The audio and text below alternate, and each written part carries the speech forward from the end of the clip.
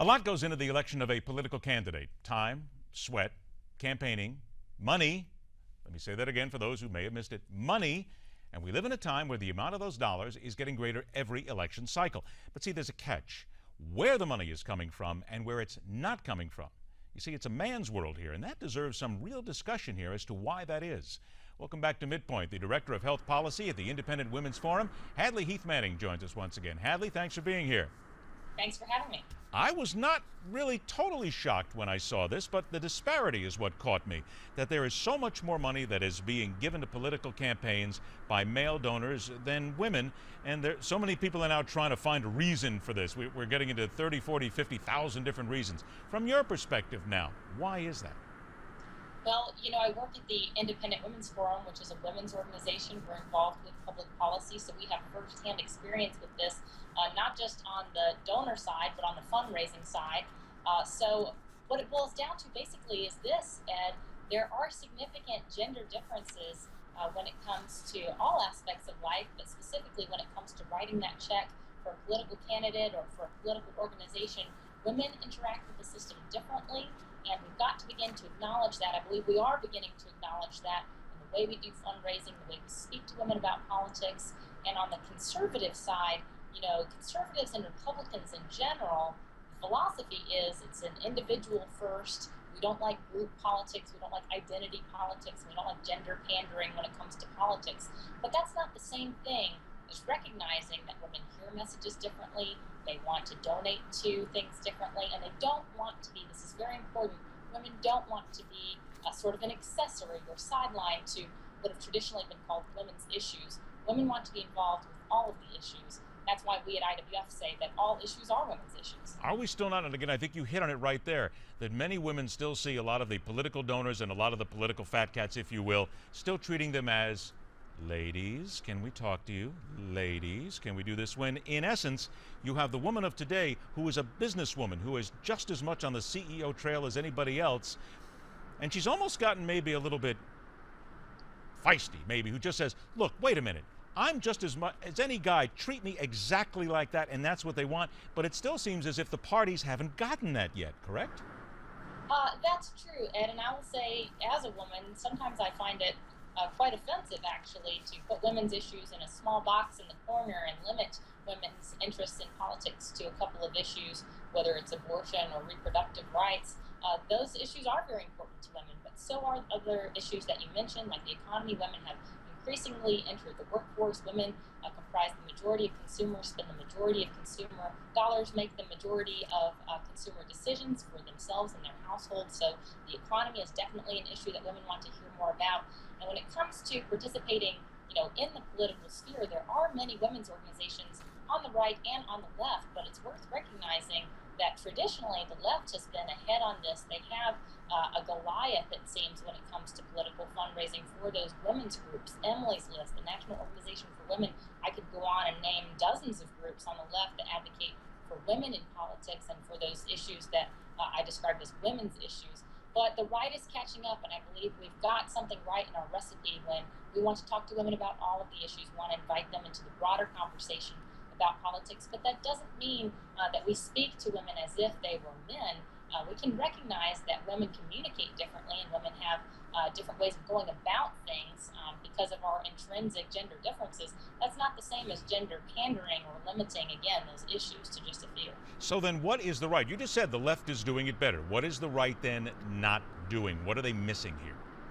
Well, I think we have to recognize, again, that communication is important, that we do message testing at IWF to make sure that what we're saying resonates with the majority of mainstream American women. We don't want to try to have a conversation on the left's terms, but go directly to the real-life experience of American women when it comes to all of the issues that we advocate for. So putting things in different language, in different terms, making different arguments, those are things that we can do to reach wider parts of the electorate, including women. We don't always have to stick to the script or stick to the talking points. There are a lot of reasons, good reasons, to argue in favor of limited government, and they don't all have to do with the number of jobs that are created or destroyed, but they have to do with improving people's lives and giving you and your family a better quality of life. So sometimes it just comes comes down to Ed making those alternative arguments to increase the number of people who will listen or who will hear the arguments that we're making. And on the fundraising side, I mean, the women's groups on the left are an intrinsic part of the left's movement. The left really has invited women's groups to the center of what they do when they talk about this war on women rhetoric. They're using it in states across the country and elections across the country. And on the right, I think, again, there's a hesitancy to treat women as different in politics because it doesn't want to be, we don't want to misconstrue our intentions as discriminatory. We don't believe in, again, group identities, but we see people as individuals. We can do that. We can honor the individuality of women by still at least acknowledging that there are differences in the way we communicate, in the way that we hear political messages, in the way that we hear issues of public policy being discussed. And I think that that's the right track moving forward. Not pandering, but better, more selective, more targeting messaging for different groups of people. And it doesn't have to be because we think that they're different in a lesser way, but they're different in an equal way. Now, here's a couple of things that perhaps the right is missing on, and the left is doing a little bit better here. A couple of things that you take from this. It talks about here, certainly, that women want more of a personal touch. They want more of a relationship with the candidate, better understanding of where the donations are going. Fair to say a lot of times guys don't really ask where the money is going. They just hand over the dollars. And it says here, women expect to attend the same events as their male counterparts, not tease or, and I'm going to use, you can't see me, but I'm going to use the famous air quotes, women's events, which is what everybody puts in here. Are those two things that still the right hasn't quite gotten yet, and that maybe that comes from just an old male line of thinking? I do think it's disappointing to see sometimes the right can put women into a women's auxiliary, or they see them as an auxiliary part of the movement for conservative government, when women are actually in many ways at the forefront of arguing for limited government. We see a lot of organizations headed by women who aren't traditionally women's organizations and aren't focused on those traditional women's issues, but they're focused on a much broader array of issues. So yes, I agree that we shouldn't sideline women when it comes to talking about them as a part of the conservative movement, and we certainly shouldn't be, separating women out of the mainstream. I saw an effort actually in the last election cycle to try to get women involved. It was an effort started within the Republican Party. But unfortunately, they were starting this effort with only 14 weeks left until the election, and you may think that that's a long period of time, but it really takes years to build relationships and to gain the trust of women who may be your donors, maybe your supporters, and they support your ideas. This is a long-term, long-run effort. It's not something that we can start up and reboot every election cycle, but it's something we have to talk to women about, the values that we support and government and public policy throughout the years, and never let up just because it's not an election year, because it's out of the news cycle. All right, a couple minutes I got left here, and this comes up immediately because there's a discussion process. It may be women are just disenchanted. Maybe there's some apathy here. Maybe there's something else about the political process that goes on here. I have heard women, very powerful women, tell me, Ed, honest to God, I don't throw a lot of money in there because it's still an old boy network. And there are those three words that we have heard now for decades. And there's people in the Republican Party who will tell you, wait a minute, we're getting away from that. That's an old way of thinking. But is it fair to say that that is still the perception that's out there from women? I believe that a lot of women would recognize an old boys network in certain industries, or when it comes to politics or political fundraising.